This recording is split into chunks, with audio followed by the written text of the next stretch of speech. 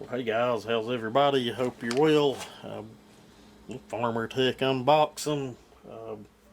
We usually do these. There's a lot of you guys watch them. It's always good to see what you get or what you're ordering. What we have here, there's some Husky 365, 372 stuff in here. I honestly have enough stuff left sitting over here, plus some other parts I bought and some parts in this box.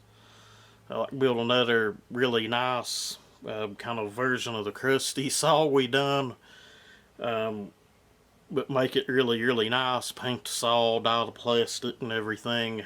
I ain't gonna call it a race saw or hot saw, but we'll just say a really spicy saw. The one that we got out of junk called Krusty, if you've not watched that, it was just built out of complete junk, minus some Chinese stuff, and it is one badass saw. But anyway, to the unboxing. As usual here lately, it is boxed amazing. I always pay for SF Express shipping. Anything I've had come on the big boat, the boxes kind of look like they were dropped in the Atlantic and fished back out, and then maybe threw off the back of an airplane or something. But if you pay the extra money for the SF Express shipping, usually ends up getting it here in one piece. I say that my next order probably get destroyed, but usually I have pretty good luck there. But anyway, I was lucky enough to get a ms361 kit. If you can find a good running 361, an actual Stihl saw, you're going to pay good money for it. Now I have a wee 360. I've had a couple of them. The one I got now I'll probably keep. It was gave to me years back. You know, it's ported, rebuilt, it's a hot rod saw. It's an amazing firewood saw. You can fall with it, do whatever you want. Is it a race saw? No, but it's a good, zippy, fast work saw. That means a lot to me, versatility. And you all know I bought a new 362C. I've yet to port that saw. I'm still up in the air on it as of right now. If you've got the chain dialed in on it right, with the 24, 25, whatever Stihl calls it, you know, that saw does anything I need it to do. Need to pull it back out and talk about it a little more and run it a little more, but I put a lot of time on it since I've had it. It is an amazing saw. Is it worth the money I've got in it? Who knows? I don't know about that. But after the lightweight bar, the EXL chain, and the bark box, got upwards of $1,100 in the saw. You know, it's just up to you whether you think one's worth that or not. But I sold some saws I didn't really care nothing for here that was sitting around and bought it, so it was like I trade some old stuff off my shelf and put one new one on it. But you know, I'm sure some of you guys do the same stuff. But anyway, to this unboxing, I really was hoping they had the Husky stuff separated, but they didn't. That's fine. We got a bolt kit. I need to order a Stihl bolt kit. I'm running low on Stihl bolts. When I done that 066, I was doing some digging and hunting for bolts for that saw. So the next order I'll probably put in an order for, these are actually usually free shipping. It's like a 90 something piece bolt set. Usually has a switch, a decomp plug, you know, E-clips, and then there's usually enough bolts in there to put together two saws. The ones I've got are that way anyway. Let's see, that's 361 stuff. Starter recoil, I wasn't 100% sure. I even had one here. I thought I had an extra OE one that needed rebuilt, but who knows, couldn't find it. These are fine. I put them on a many of saws. Like $2-3 to have it done order, and it usually don't do nothing to shipment. I unopened this. This is the, it's a 50mm top end for the saw we're going to build. You know, you either love them or hate them. I think it was $12 dated on the order. I've not got it out and looked at it, but last few years Farmertec cylinders have looked fine. What else? There's something else for that I know. Looks like Stihl stuff. Maybe I didn't lay the other piece back in the box we had with this. We didn't. That's for a Stihl. Got a 372 side cover. I don't know that there's anything else in here for the Husky. I think the bolt kit, the 2 covers, and the cylinders all I ordered. And I got this 361 kit on the Farmer's Day sale. If that's all you would have ordered, and shipping it to the SF Express, it was like $220 something shipped to my door. But you know, I think that bolt kit's about 30 bucks, and you know, I added $30-40 more worth of stuff on the order. I actually got another order coming maybe the end of this week. I ordered some stuff for that 250 and my uncle's little 170 I've got here, but you know, it feels like Farmertec plastic. It'll be the air filter cover. These clutch covers are fine. I've got them on a bunch of OEM saws. You'd have to be a complete parts snob to say there's anything wrong with that. That's your big bag of bolts and random knickknacks usually come with the saw. If you've done these kits, you'll know what I mean. Top plastic. It actually looks like it matches the back plastic pretty good, so that is a plus. Good job on that. And working on all the Stihls I've worked on, it looks like the cover that goes over the carb that your air filter is going to mount to. That actually looks like the air filter. I'm kind of hoping it would have had one of the round ones. I'll have to look into that and see if it's an option at all for this saw. I think it might be, may not be. If one of you guys know, you can just pop it in the comments. Be like, yeah, you can get that. And sweet, we have a magnesium starter cover. At least ways it's sure heavy enough to be. Pretty sure it is. Didn't put no emblem in it, but usually it's in that big bag of random knickknacks. And they're usually blank. More than likely a carburetor recoil.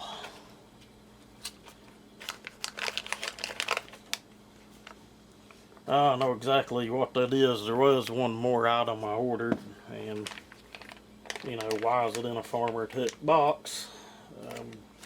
Who knows? It's beyond me. Let me make sure that's what I think it is. It could be the carb for this saw, but that's something I was thinking of doing a whole other video about anyway. I promise you that's not a Walbro carburetor. It says it on it.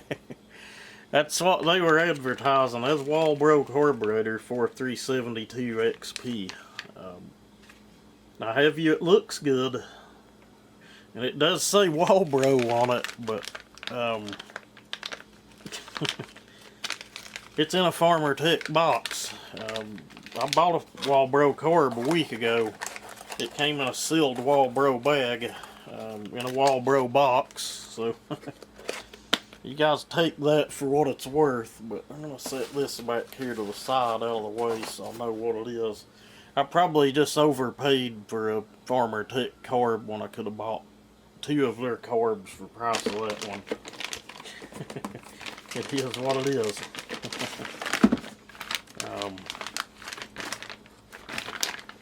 Handle assembly. These are spring mount saw. I've not worked on a 361 at all. I've never had my hands on one, so this one's going to be a little different experience. with the springs for the AVs, it should be a damn smooth running saw. I'm assuming it's going to be similar to my 362 that I bought. That's what I'm hoping anyway. Now this might be the carb for this saw. Yeah. This would be the, I'm assuming it's a Zama carb is what it's looking like. They're a knockoff of one. Pretty good size. I have to measure, that may be bigger than what's on the old 360, which they had those saws choked up on the air filter, undercarbureted. Again, you know, I love the 360. I pulled it out of the cabinet a few days ago, and it just busted right off like the fourth pull, and it hadn't been ran, and I've not had it out and cut wood with it in probably close to a year. I would say next month might make a year. Well, crap, we got a freaking spur. That's fine, spurs don't really bother me at all, but whatever, we'll deal with it. Muffler, what kind of muffler does this have? Looks like a freaking one that's not going to come apart.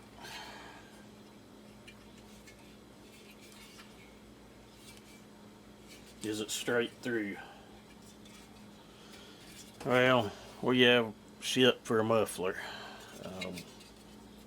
I'll have to look into that and see if there's a different muffler for these. Again, if one of you guys know the answer to that, let me know. There's no making any horsepower with that. The baffle is just... We'll have to do something different here when we get to this saw. Again, we ain't gonna make no real horsepower with that garbage at all. Not liking that at all. I'm gonna have to look into that a little bit and see if maybe someone has an aftermarket one that doesn't have all that garbage in it. That thing looks like a nightmare. Looks like, I don't know, maybe taking it and have someone torch all that crap out. This may be one that we put some kind of little pipe on, honestly.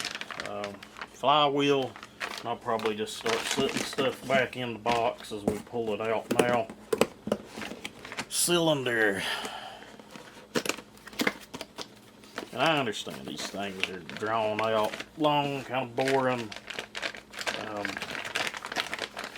But they do help some people out in deciding if they want to get one of these kits or not. There's a ring. Where's the circlips at?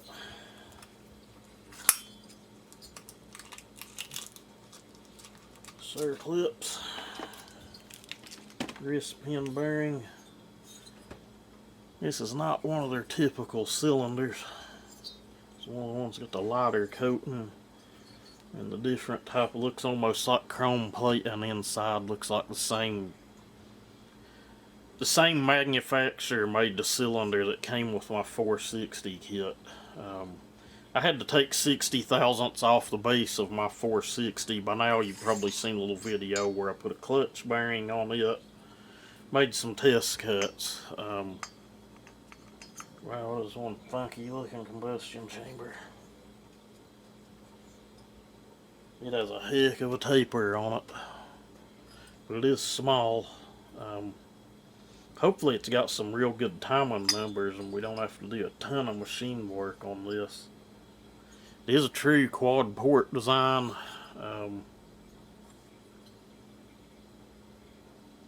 It is case fed. And, you know, you do see this case fed with windowed pistons on a lot of saws.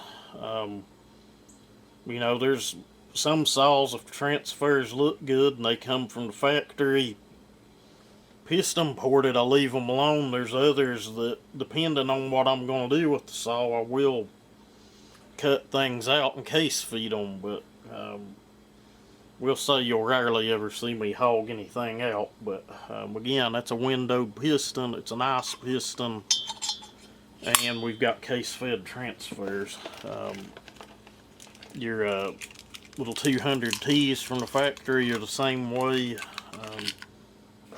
There's other saws, I just can't think of them right offhand, but most of the ones done that way are usually kind of high strung, but there's some saws I've done that way, and it does make a noticeable difference in how zippy they are. But whether you agree with that or not, that's up to you.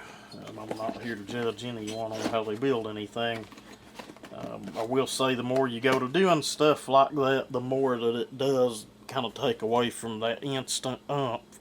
I ain't saying throttle response, I'm saying that umph, like if you abruptly dog into wood, or if you're someone that don't care to run a dull chain and, don't care to dog one in. Farmertec bag, just bought it up. That's what the cylinder was in. That was our flywheel. This is probably just more random stuff. Probably the crankshaft. Yeah. Just more random parts, guys. There's the crankshaft. Like I said, normally it's in that box. That's your ignition coil. Usually your oiler and some more bolts and stuff are in that box as well, and in that baggie. And then in the last big box over to the side is usually the crankcase, and that's the only thing we've not found. The handlebars down there, I will pull it out and look at it, I guess. Set that there. Crankcase. I probably won't pull it out of there today. The last one I pulled out on camera, I lost some stuff out of the box. Chain brake stuff, all your rubber stuff, and the crankcase. Looks like there's no rust or corrosion on it like you see on some of the kits you get. I will probably do this saw on camera, most of it, so it will more than likely have to be in a couple parts, or you guys let me know if you'd rather just see one long video clipped in. I don't know when I'll get to it. Probably sooner than later, but I probably want to clean my shop up beforehand. Handlebar, it's going to have a spring, I know, mounts on it. Yeah. I'll just tell you guys, I can never get this stuff back in the box the way they do it.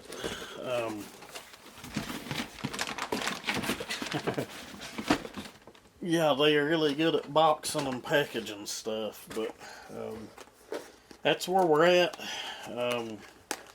Again, on that, case feeding stuff, and just remember, anything you do like that, it's going to change the characteristics of the saw somewhere else.